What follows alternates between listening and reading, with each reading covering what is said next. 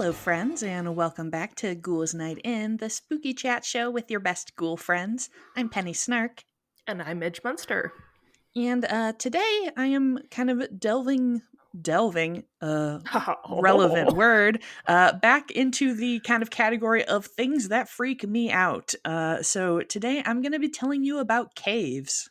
uh, I love when you pick something that you're freaked out by, and I love.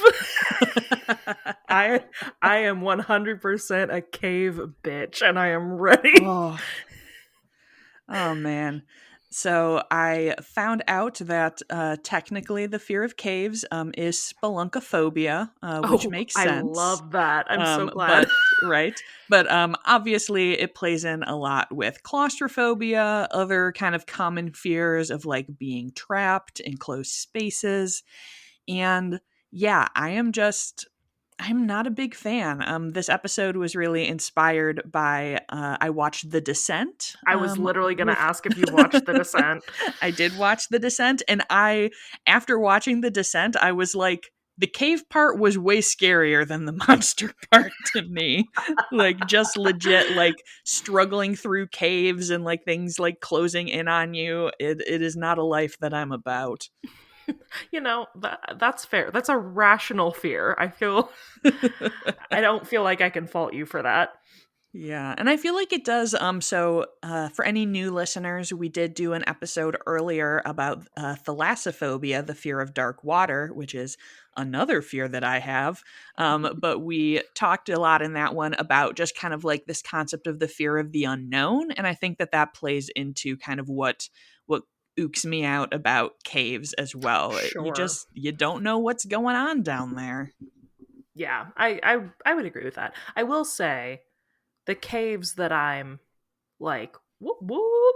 So Missouri. This is if you're all new here, I'm from Missouri. Penny's from Wisconsin. Hmm. Um, I said that like Wisconsin was a state, or but like I don't know. I thought I said Milwaukee. See, I told you I'm tongue tied today. Yeah, it's all good. Anyway, Penny's from Wisconsin. I'm from Missouri. Missouri. Uh, I don't know if other states are like this, but caves are like a big deal here. Like it's like a thing that people do for fun or is go explore a cave.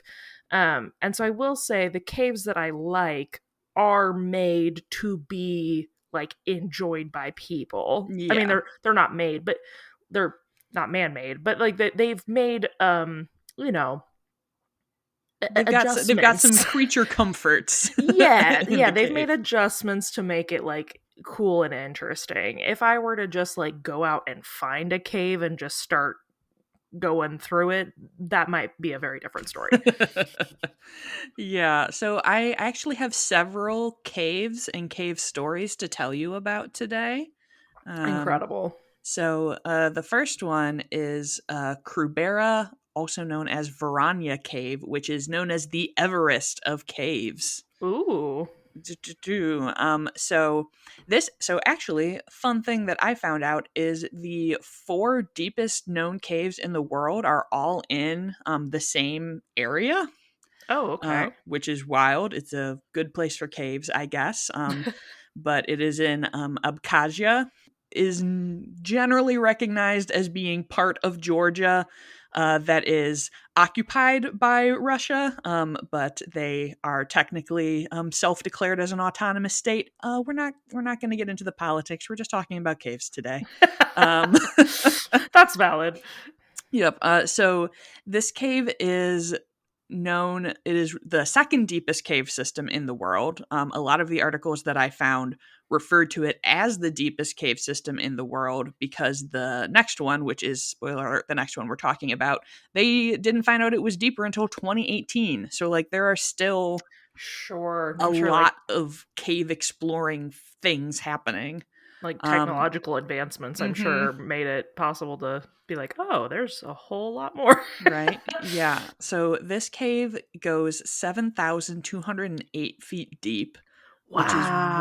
1.3 miles, which is very scary. That's so cool. It was kind of, they first started to explore it in the 1960s, but there was really a big like secondary push for it, and it was in 2001 that it was recognized as the deepest cave.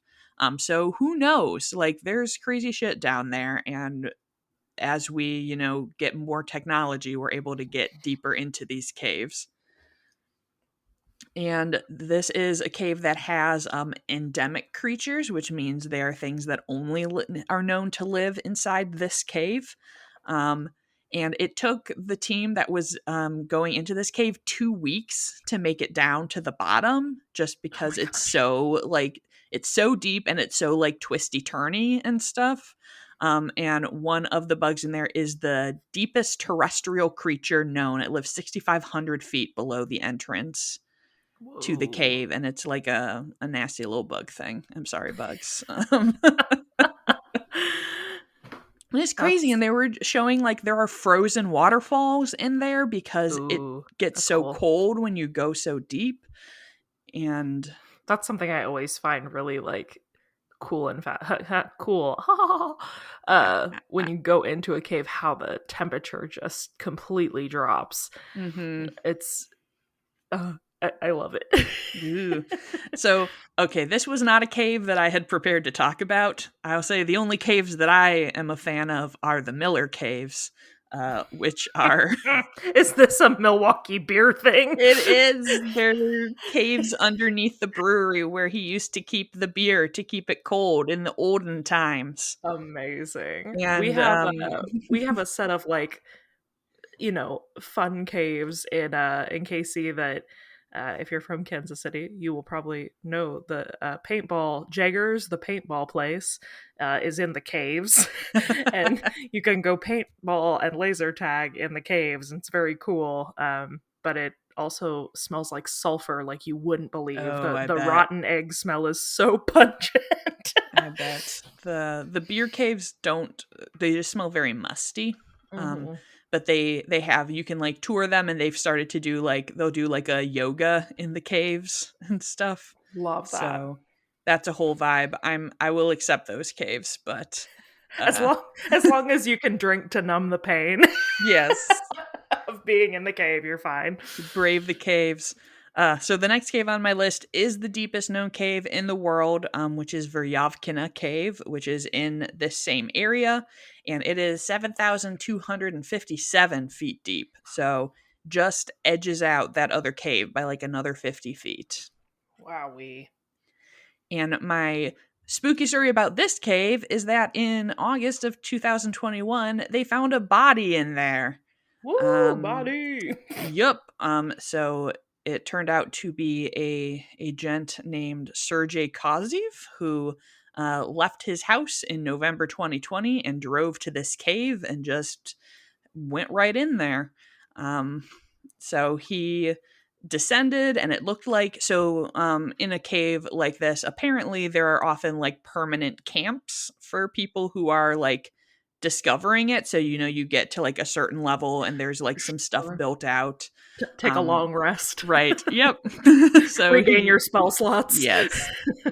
And it looked like, from what they can tell, he stayed at one of those for like a week, and then descended down to 3,600 feet, where it is very wet and very cold. And it appears that he died of hypothermia from not having the appropriate equipment to Oof. be diving there, which is very scary. And Yeah. also, I'm like, I feel like someone should be watching if someone's going into a cave, but Yeah, yeah.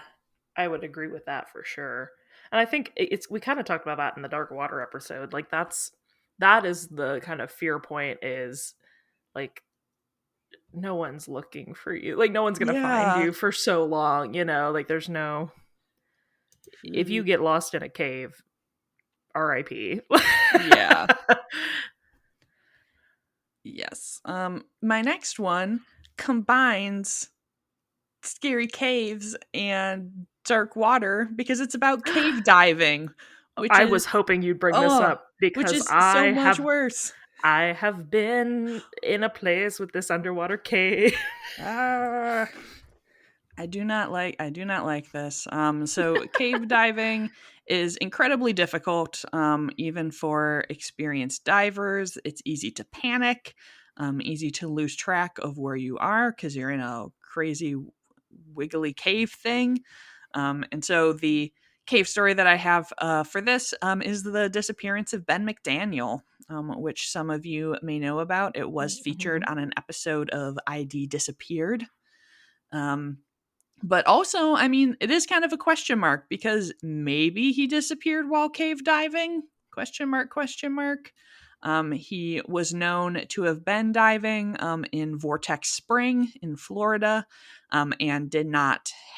So he was like an experienced scuba diver, but not really a cave diver, Right. and did not have the kind of the appropriate equipment and experience that you're required to have. But it seemed like he had been forcing the gate open and kind of sneaking into this cave, which is never a good idea. Never sneak into a cave. Yeah. Again, no one's looking for you. Yep. He was last seen descending into the water and was never seen again. And so cave diving deaths are, I mean, I guess I can't say that they're common, but they they do happen, and are kind of like infamously terrible because it can be just as dangerous to try to retrieve someone who has died while diving. Um, Yeah. and they did. They had overall 16 divers spent 36 days diving and looking for him and did not find anything, including a recovery specialist, Ed Sorensen, who, in this quote in the paper, said he was known for going where other divers can't, uh, which good for him. And he also dived and was looking and didn't find anything.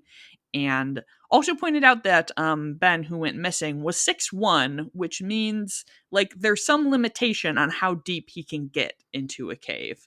Like Mm. caves, especially underwater caves, apparently I like get very narrow. Like it can be hard. If you've seen The Descent, you've seen people try and like squeeze through little bits of cave, and Sorensen didn't think that he could have made it through some of these passages without leaving like any marks on the walls, which he did not see. um, Hmm.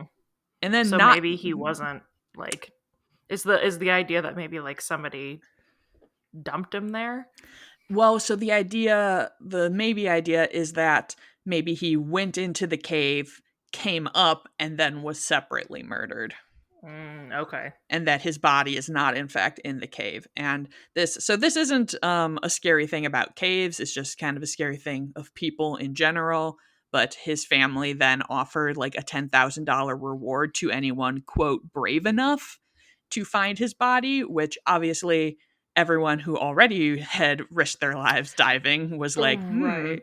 fuck you. Yeah. And also that, that's very much encouraging inexperienced divers to, engage in risky behaviors. Yeah. And they eventually increased the reward to $30,000. And in fact, 2 days before the disappeared episode of him aired, another diver died in that cave. And there's not proof that he was going for the reward, but people think that he was.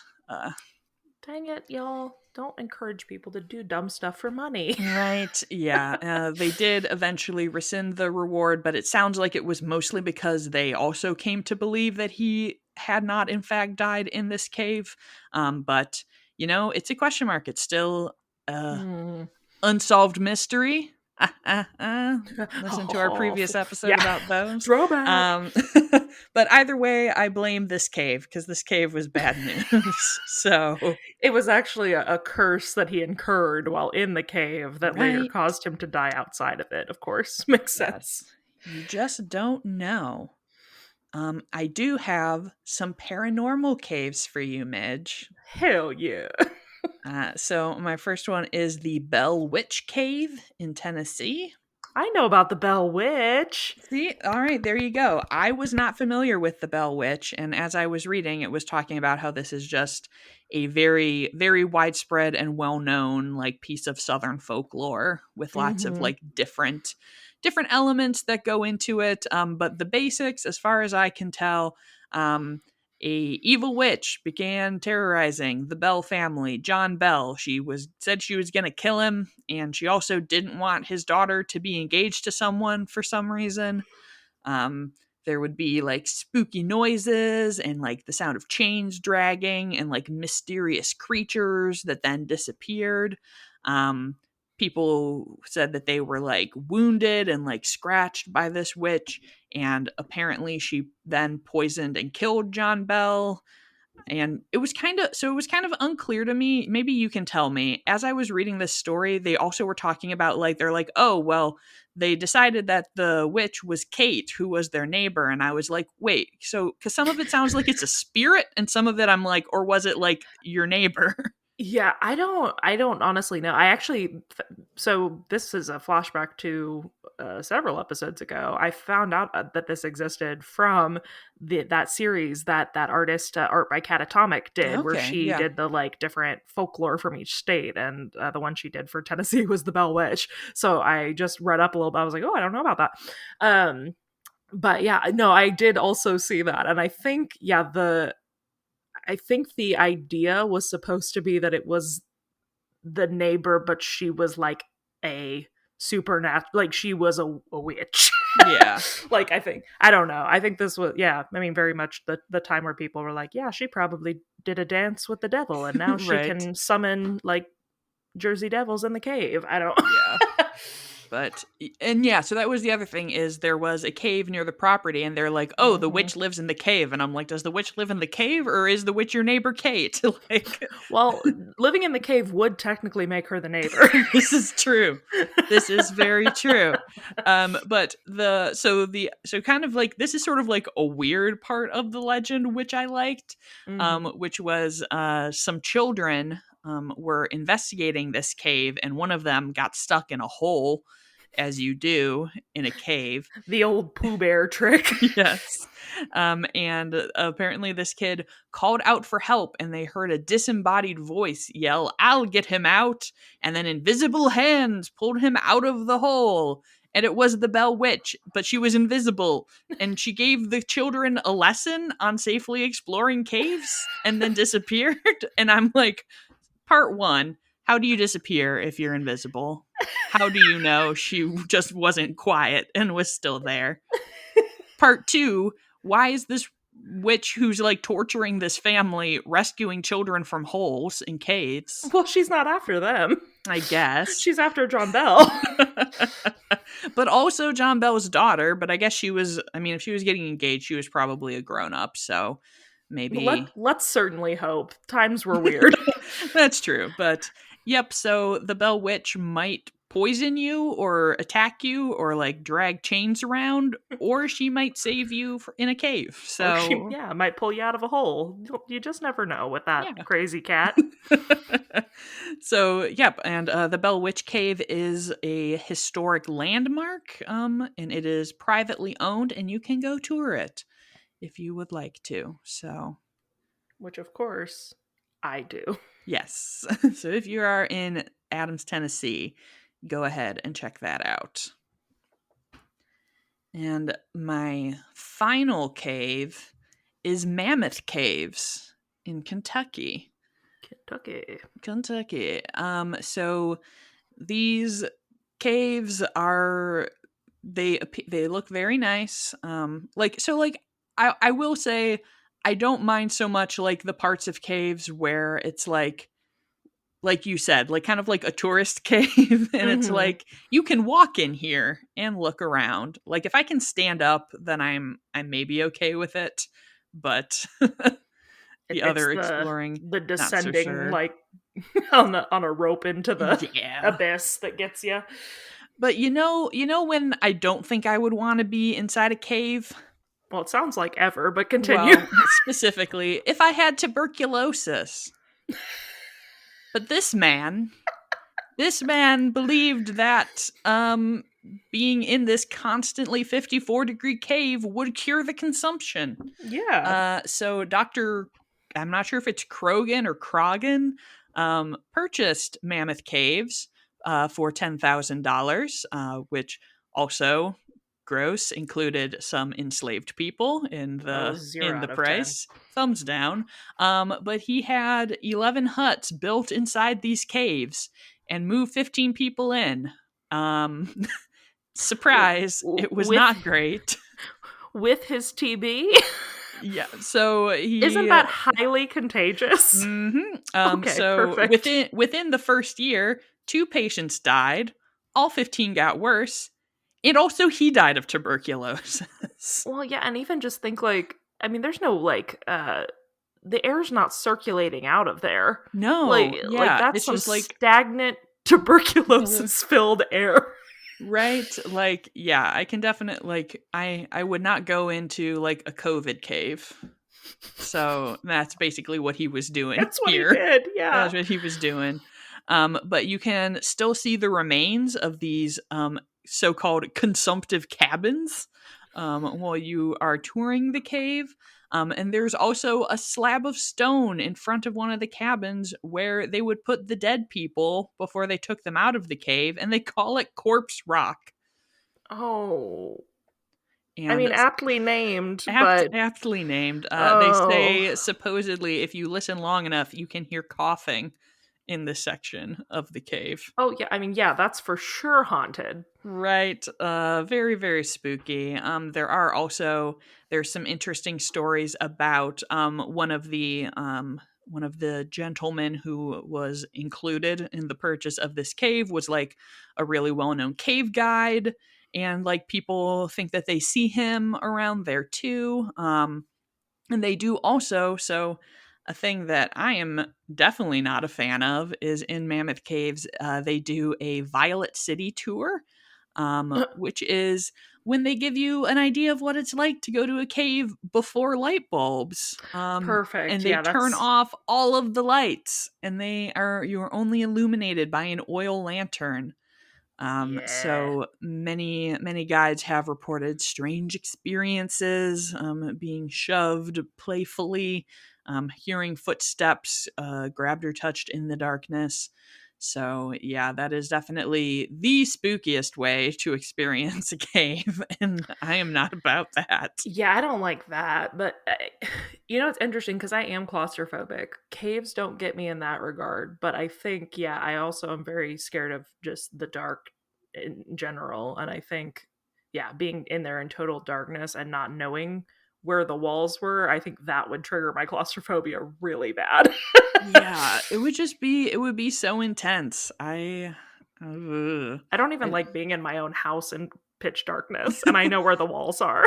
Right. I was so like, and I also, this sounds really stupid, but I forget that if there's not like any windows somewhere, that there's not any light. Right, like Like no natural light. yeah, Yeah. I stayed in a basement recently and like closed the door and turned off the lights and then was like, "Oh shit.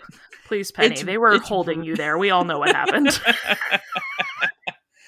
Penny well, was recently being held in a basement. yes, I thankfully have clawed my way free of the basement and returned to podcast with you. But yeah, so that is incredibly spooky, and I, I don't know, just the whole idea of like building creepy cabins in a cave and putting a lot of poor sick people in there, like, Yeah, ugh. that adds a whole other layer for me that I don't like one bit.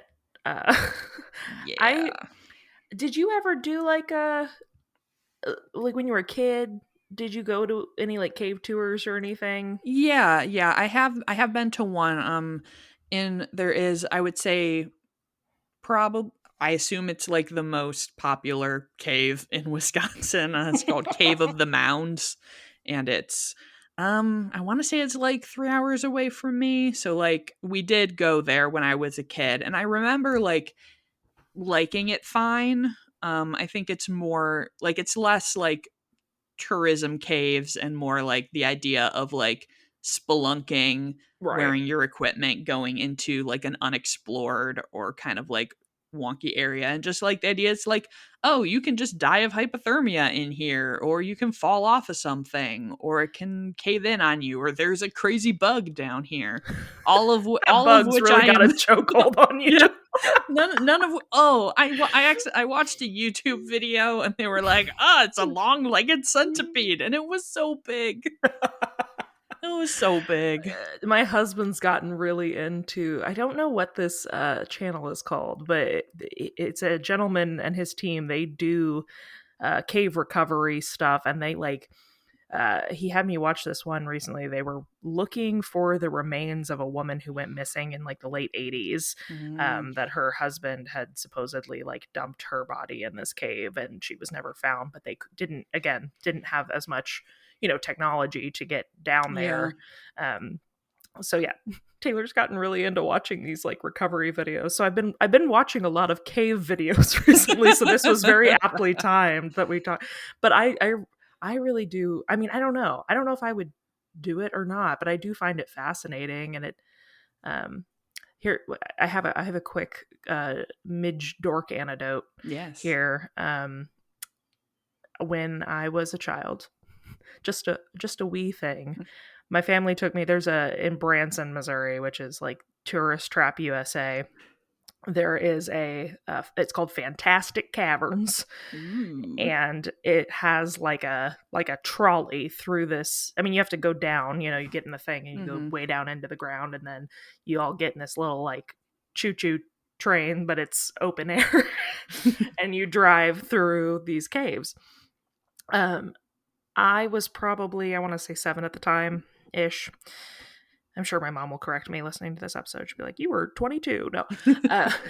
But at this point in my life, I was very into writing book reports about nothing. Like, nobody assigned this to me.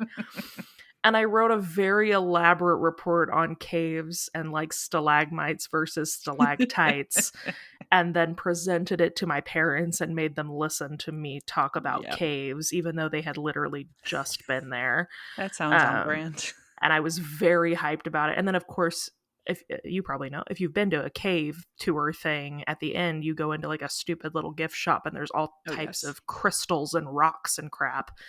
And me as a 7-year-old aspiring witch got my very first piece of amethyst at this cave. And I still have it to this day. It's very special to me. I love that. You reminded me of I was introduced to the world's worst mnemonic device. Oh my God. About caves. I can't wait. Because there's the classic stalactites hang on tight, stalagmites might reach the ceiling. Oh, I actually hadn't heard that, but sure. Heard that? Okay, so that is a useful mnemonic device for remembering what happens. Someone else, I don't remember if it was a teacher or who, but someone else then told me stalagmites might hang from the ceiling, but they don't. Oh. I was like, no, you've infected my mind. This is like the tornado watch versus warning thing. My dad and I will get into like turnarounds where he's like, no, it's a tornado watch because you're watching the tornado happen. It's a warning because it might happen. I'm like, no, the warning is because the tornado is here. Yeah.